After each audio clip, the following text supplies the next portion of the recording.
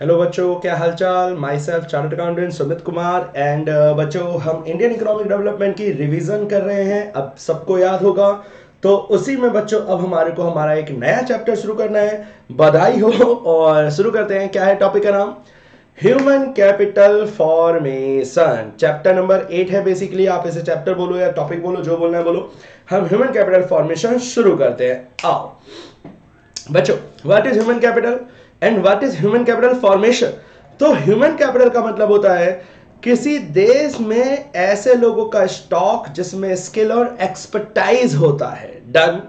Of a nation at a point of time. एक number में पूछ सकता है at a point of time human capital formation stock होता है स्किल एंड एक्सपर्टाइज लोगों का। मतलब एक नंबर में यह भी आ सकता है कि ह्यूमन कैपिटल कैसा कॉन्सेप्ट होता है? Stock concept. Human capital formation कैसा होता है? फ्लो कॉन्सेप्ट, जहां पे लगातार देश में ह्यूमन कैपिटल यानी कि स्किल एंड एक्सपर्टाइज वाले लोगों की संख्या बढ़ रही है, फॉर्मेशन हो रहा है, बढ़ रहा है। इस वजह से ये स्टॉक होगा या फ्लो होगा? फ्लो होगा। ह्यूमन कैपिटल कैसा होगा बच्चे? ह्यूमन कैपिटल तो होने वाला है स्टॉक। ये लिखा हुआ है human capital formation is a process. ये एक प्रोसेस है of adding to the stock of human capital over the time. जैसे जैसे समय बीत रहा है वैसे वैसे ह्यूमन कैपिटल में जो वृद्धि होती जा रही है, that process is known as human capital formation. आगे क्या लिखा हुआ है देखते हैं। एक एग्जांपल लिखा हुआ है बेकार सा। डिटर्मिनेंट्स सबसे इंपॉर्टेंट टॉपिक है। ह्यूमन कैपिटल फॉर्मेशन कैसे होता है? हद इजी है, एजुकेशन पे खर्चा करके। सबको पता है एजुकेशन सबसे इंपॉर्टेंट सोर्स होता है ह्यूमन कैपिटल फॉर्मेशन का।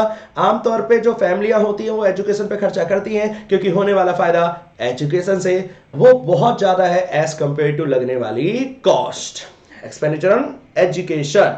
दूसरा बच्चों, पढ़ाई लिखाई कितनी भी कर लो, क्या आपको हेल्थ भी अच्छी रखनी पड़ेगी? हाँ, साउंड माइंड भी चाहिए, साउंड बॉडी भी चाहिए, हेल्थ भी अच्छी चाहिए। जितना अच्छा एक हेल्दी इंसान रहेगा, जितना अच्छा आप हेल्दी रहोगे, आपका जीडीपी में कंट्रीब्यूशन उतना ज्यादा होगा। तीसरा, क्या ऑन द जॉब ट्रेनिंग भी मांगता है? हाँ भाई, एक जॉब कर लेना, फिर जॉब में लगातार मुझे ट्रेनिंग मिलती रहे ताकि मैं नए नए काम सीखता रहूं। अगर मेरे साथ ऐसा होगा, जाहिर सी बात है मैं नए नए काम सीखूंगा तो ह्यूमन कैपिटल फॉर्मेशन होगा क्योंकि मेरे अंदर नए नए स्किल्स बढ़ेंगे। तो ऑन द जॉब ट्रेनिंग के ऊपर खर्चा करना आमतौर पे एम्प्लॉयर करता है और इससे एम्प्लॉयर का ही फायदा होता है। करता है एम्प्लॉयर है अपने एम्प्लॉय के लिए, लेकिन एम्प्लॉय काम सीखकर किसका भला करेगा? एम्प्लॉयर का ही तो भला करेगा। तो आमतौर पे कंपनी इसमें हिचकती नहीं है। इसके अलावा स्टडी प्रोग्राम चलाए जाते हैं बच्चों एडल्ट्स के लिए। एडल्ट्स मतलब बड़ों के लिए।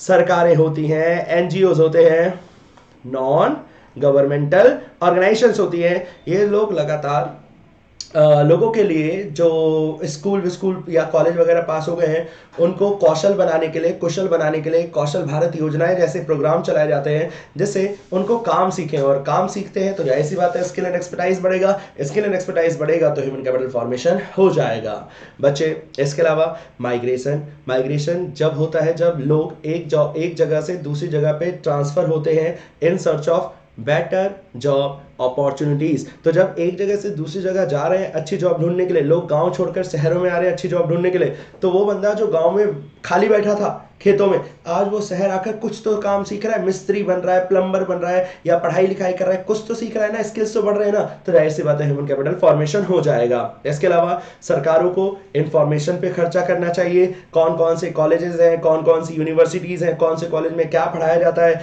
ये करने के लिए कौन से कॉलेज जाओ, वो करने के लिए कौन से कॉलेज जाओ, इन सब पे लगातार सरकारों को एक्सपेंडिचर करना चाहिए जिससे लोगों अपने अंदर की काबिलियत को पहचाने और फिर जब वो काबिलियत पहचानेंगे उनके अंदर स्किल आएगा, एक्सपर्टाइज आएगा, और जब स्किल एंड एक्सपर्टाइज आएगा तो ह्यूमन कैपिटल फॉर्मेशन अचीव हो जाएगा। तो ये 4-5 पॉइंट आपको ध्यान रखने हैं जिससे किसी भी देश को ह्यूमन कैपिटल फॉर्मेशन हासिल हो सकता है। इन 5-6 पॉइंट में एक बात कॉमन लिखना, नो डाउट एक्सपेंडिचर तो होगा लेकिन होने वाले गेन्स, होने वाले जो फायदे हैं वो ज्यादा होंगे एज कंपेयर टू होने वाले एक्सपेंडिचर। सेकंड पॉइंट क्या लिखा हुआ है बच्चों? आओ फटाफट देखते हैं। लिखा हुआ है role of human capital formation और human capital formation and economic growth. बच्चे ह्यूमन कैपिटल फॉर्मेशन होगा तो इकोनॉमिक ग्रोथ होगी। 100% सिनेरियो में ह्यूमन कैपिटल फॉर्मेशन होगा तो इकोनॉमिक ग्रोथ होगी। क्योंकि जब देखना पहला पॉइंट क्या लिखा हुआ है, सबसे अच्छा पॉइंट है change in emotional and material environmental growth. इसके अंदर क्या लिखना है? जब मैं देखूंगा कि मेरे आसपास लोग ग्रोथ कर रहे हैं तो उनको देखकर मेरे अंदर मैं भी उनसे इंस्पायर होऊंगा, मेरे अंदर भी ग्रोथ करने का मन करेगा, मेरे अंदर एक मटेरियल चेंज होएगा, मैं भी ग्रोथ के प्रति अब जागरूकता दिखाने लगूंगा। तो जाहिर सी बात है दूसरों को देखा देखी, क्योंकि उसके पास गाड़ी तो मेरे पास भी गाड़ी होनी चाहिए, तो मैंने पढ़ना लिखना शुरू कर दिया, तो ह्यूमन कैपिटल फॉर्मेशन हुआ, तो मैंने अच्छे से काम करना शुरू करा, जिसकी वजह से नो डाउट इकोनॉमिक ग्रोथ हो जाएगी। दूसरा, एक अनपढ़ इंसान मशीनों को ज्यादा अच्छे से हैंडल करेगा, या बच्चे एक स्किल बंदा होगा तो हायर प्रोडक्टिविटी होगी फिजिकल कैपिटल की। फिजिकल कैपिटल बोले तो बच्चे मशीन कंप्यूटर वगैरह एक पढ़ा लिखा बंदा ज्यादा बच्चे अच्छे से हैंडल कर पाएगा एज कंपेयर टू एक अनस्किल्ड बंदा। तो जाहिर सी बात है स्किल बंदे की वजह से अच्छे से मशीन यूटिलाइज हुई, जिससे प्रोडक्टिविटी बढ़ी, जिससे no doubt pace of growth accelerate हो जाएगी, बढ़ जाएगी। तीसरा, इनोवेशन लाइफलाइन होती है ग्रोथ की। तो इनोवेशन जब होगी जब स्किल्ड लोग होंगे, स्किल्ड लोग, तो स्किल लोग होने की वजह से इनोवेशन हुआ, और इनोवेशन होने की वजह से इकोनॉमिक ग्रोथ हो गई। तो कुल मिलाकर इकोनॉमिक ग्रोथ क्यों हुई? क्योंकि स्किल था मतलब ह्यूमन कैपिटल फॉर्मेशन था। चौथा एंड लास्ट पॉइंट क्या लिखा है बच्चे? Higher rate of participation. जब हम स्किल होंगे, एक्सपर्टाइज हमारे अंदर होगा, हमारे को काम करना आता होगा, तो जाहिर सी बात है मुझे जॉब मिलेगी, पार्टिसिपेशन बढ़ेगा, हाई रेट ऑफ पार्टिसिपेशन होगा, मुझे काम मिलेगा, सारे लोगों को काम मिलेगा, और जाहिर सी बात है जब सबको काम मिलेगा तो सब में इनकम बढ़ेगी, इक्वल डिस्ट्रीब्यूशन ऑफ इनकम होगा, समानता बढ़ेगी, और नो डाउट क्या इकोनॉमिक ग्रोथ होगी। हाँ, तो फिर से बोलता हूं, क्या सवाल पूछेगा इकोनॉमिक ग्रोथ और ह्यूमन कैपिटल फॉर्मेशन रिलेटेड है, तो आप बोलोगे हाँ। पहला पॉइंट छोड़ दो, 2-3 पॉइंट तो बहुत इजी है।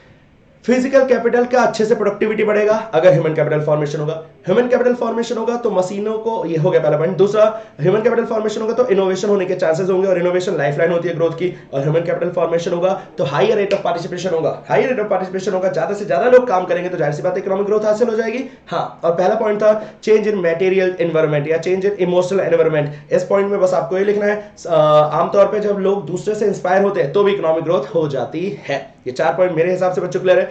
2 टॉपिक पढ़े, सबसे पहला ह्यूमन कैपिटल फॉर्मेशन कैसे होता है, फिर दूसरा पढ़ा इकोनॉमिक ग्रोथ क्या ह्यूमन कैपिटल फॉर्मेशन आपस में रिलेटेड है, 100% रिलेटेड है। आगे बढ़ते हैं।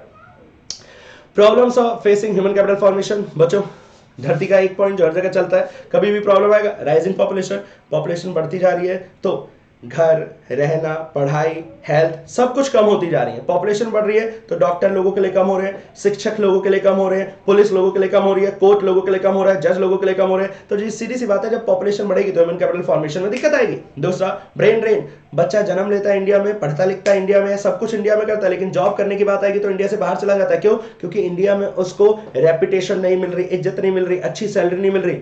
तो देश में पढ़ा लिखा लेकिन बाहर चला गया। हमारे देश का ह्यूमन कैपिटल फॉर्मेशन का एक दुर्भाग्य है, प्रॉब्लम है कि ब्रेन ड्रेन हो गया, गायब हो गया, इंडिया से बाहर चला गया। तो what is the first problem बेटा? राइजिंग पॉपुलेशन की वजह से प्रति व्यक्ति रिसोर्सेज कम हो जाते हैं, जिसकी वजह से no doubt quality of life भी खराब होगी और ह्यूमन कैपिटल फॉर्मेशन भी भद्दा हो जाएगा। दूसरा, ब्रेन ड्रेन। बर्थ हुआ, एजुकेटेड हुआ, लिटरेट हुआ इंडिया में, लेकिन जॉब करने की बारी आई तो इंडिया से बाहर चला गया। क्यों? क्योंकि इंडिया में उसे बेटर जॉब अपॉर्चुनिटी नहीं मिल रही थी। तीसरा, बच्चों जितने पुलिस वाले हैं, जितने डॉक्टर हैं, जितने टीचर हैं, क्या उतने हैं जितने चाहिए? नहीं, हर जगह मारामारी मची पड़ी है। एक डॉक्टर 1000 लोगों को देख रहा है, एक टीचर 500 बच्चों को पढ़ा रहा है, तो ये सब खराब है, इससे स्किल कभी अच्छे से नहीं बढ़ पाएगा। तो हमारे देश में प्रॉब्लम क्या है? मैन पावर प्लानिंग काफी कम है, मैन पावर प्लानिंग नहीं है। कितनी डिमांड है लेबरों की, कितनी सप्लाई होनी चाहिए, इन सबका सरकार अच्छे से डिमांड एंड सप्लाई मेंटेन नहीं कर पा रहे। Is the third problem, deficient man power planning. चौथा पॉइंट बच्चों क्या लिखा हुआ है?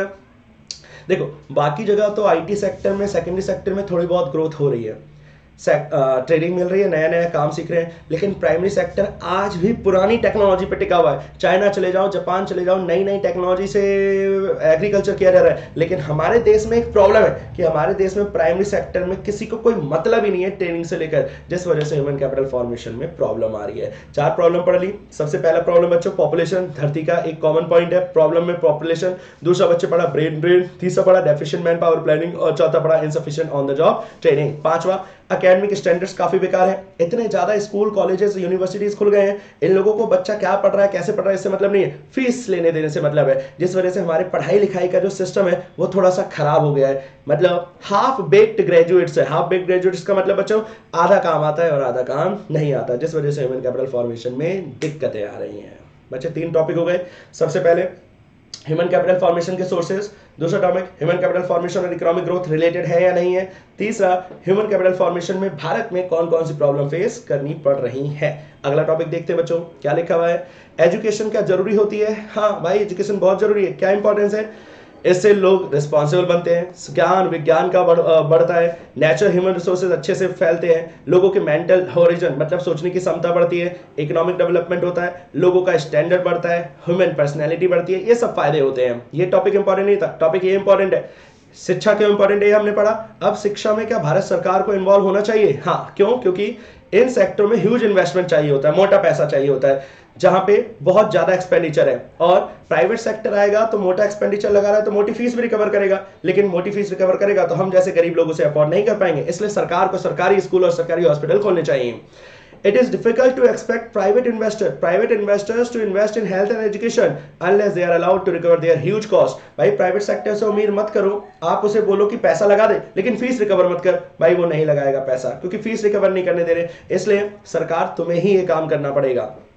इसके अलावा बच्चों और क्या लिखा हुआ है, people in a poor country like ours can not afford higher prices for education and health. हमारे देश में लोग एजुकेशन और हेल्थ पे ज्यादा पैसा नहीं लगाते हैं, ये एक इसकी वजह से सरकार को इन्वॉल्व होना पड़ेगा। डन।